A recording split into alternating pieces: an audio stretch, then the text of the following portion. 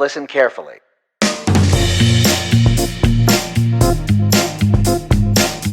Hi Charms! Kamusta kayo? Panibagong araw, panibagong DIY. Ang gagawin nga natin ay para sa 18th birthday. Ito ay purple or family of violet and white organic balloon wall. Tara, umpisahan natin. Kumuha tayo ng 4 na balloons, then unahin nating palubohan ng 2 para maging pair. Then pag nalubuhan na natin, pwede na natin silang itali sa isa't isa.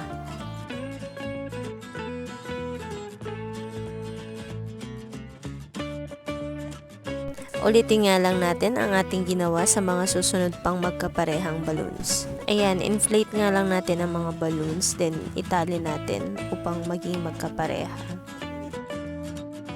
Pag nakagawa na nga tayo ng 2 pareha, pagsasamahin natin para maging quad balloon. So, ulitin lang natin yung proseso sa iba pang mga balloons hanggang makagawa tayo ng maraming quads. Tada! Ayan, ang dami na nating nagawang quads. Ready na tayong gumawa ng columns. Para mapagdugtungan natin ang ating mga balloons, gagamit tayo ng yarn.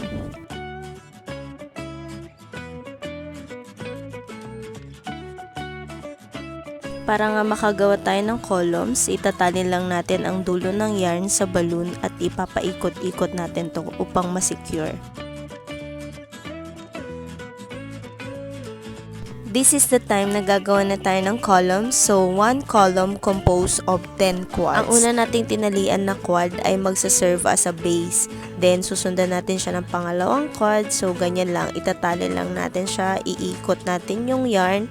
Then, susundan natin ulit ng pangatlo hanggang matapos natin yung 10 quads para maging column. Sa isang column, dapat magkakaiba ang kulay. Pwedeng 3 magkasunod na puti or 3 magkasunod na purple.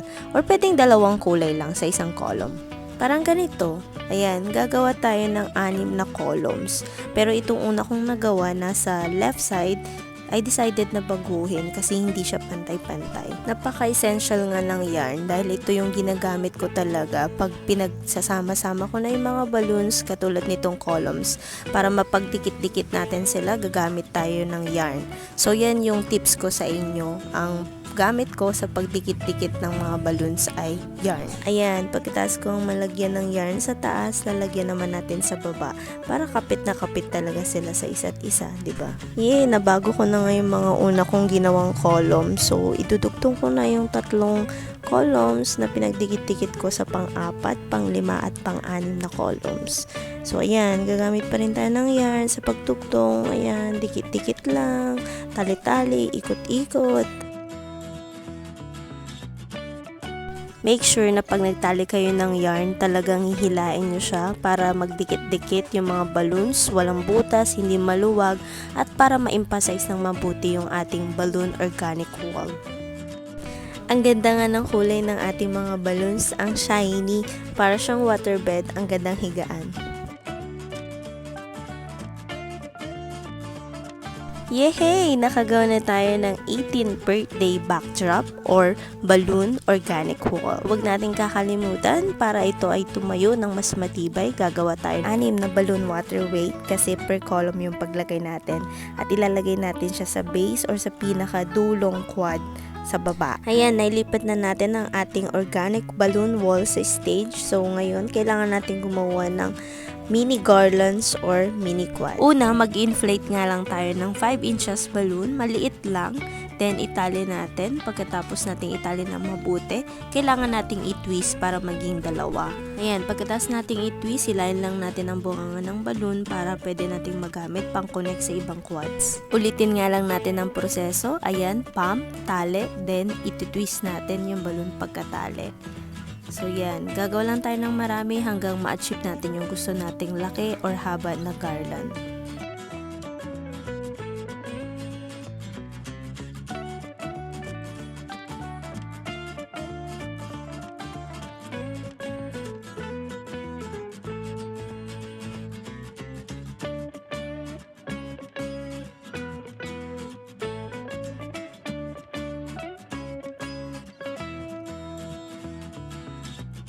ayun, nakagawa na nga tayo ng maraming mini quads at mini garland. So, pwede na natin siyang ikabit as additional design.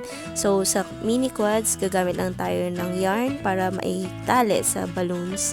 Then, kailangan natin magdagdag ng mga artificial flowers or artificial leaves. For final design, kailangan natin mag-cut out ng pangalan ng debutant using styro.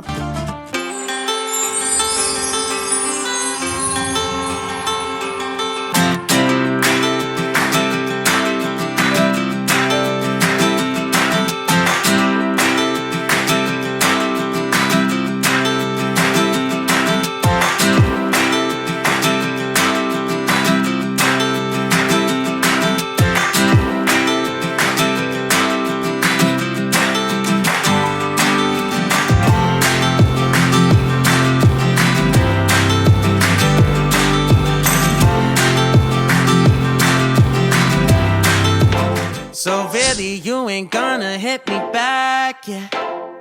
Now it's all just you got me on blast, damn.